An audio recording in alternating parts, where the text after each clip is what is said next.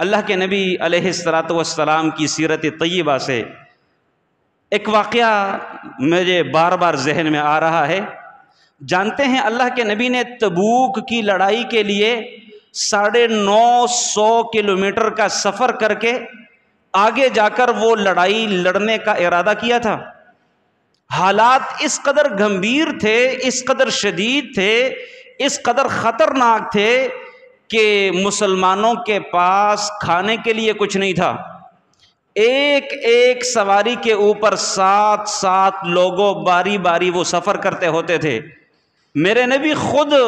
ان لوگوں میں شامل ہیں کہ جن کے لیے اسپیشلی کوئی سواری نہیں تھی،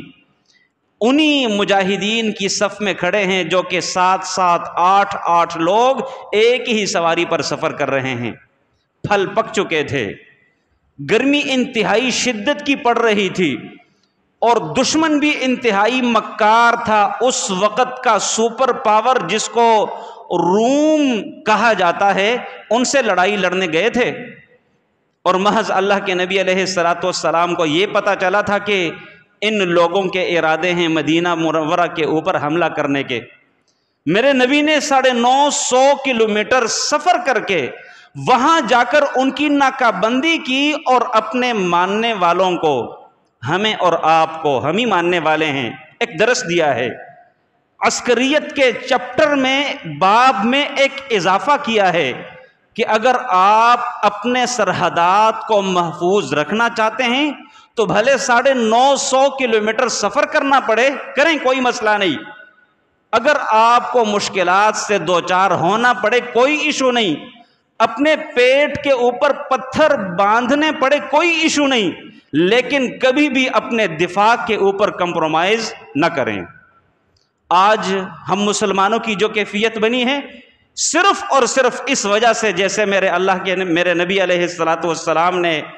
آج سے 1400 سال قبل ہمیں سمجھایا تھا کہ یہ دشمن تمہارے اوپر ایسے ٹوٹ پڑے گا جیسے بھوکا شخص دسترخوان کے اوپر ٹوٹ پڑتا ہے۔ صحابہ کرام نے پوچھا، اللہ کے نبی اومن قلتنا یومئذ،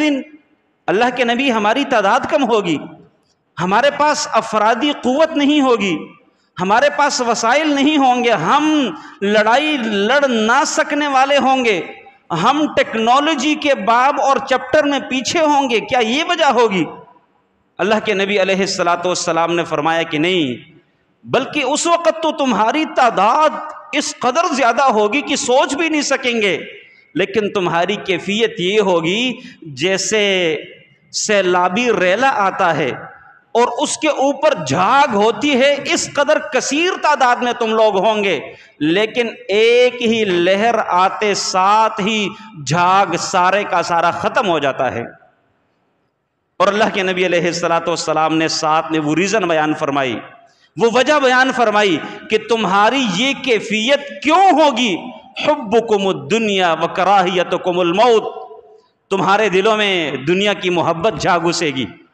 تمہیں اپنی زندگیاں عزیز ہوگی، تمہیں اپنی دنیا عزیز ہوگی، تمہاری کوشش یہ ہوگی کہ میں زیادہ دیر جی سکوں، میں زیادہ دیر زندہ رہ سکوں، میری زندگی لمبی ہو، اس وجہ سے تم اس چیز سے پیچھے ہٹ جاؤ گے۔